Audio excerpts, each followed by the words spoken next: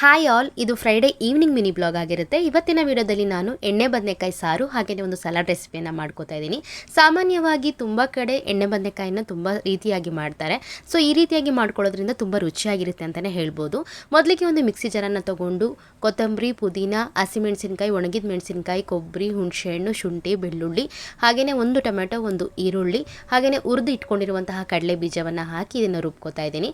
ಇದ್ರ ಜೊತೆಗೆ ಇವಾಗ 2 ಸ್ಪೂನ್ ಆಗುವಷ್ಟು ಧನಿಯಾ ಪೌಡರ್, ಇದು ಮನೆಯಲ್ಲೇ ಮಾಡ್ಕೊಂಡಿರುವಂತಹ ಸಾಂಬಾರ್ ಪೌಡರ್, ಇದನ್ನು ಹಾಕಿ ರುಬ್ಬಿಟ್ಕೋಬೇಕು.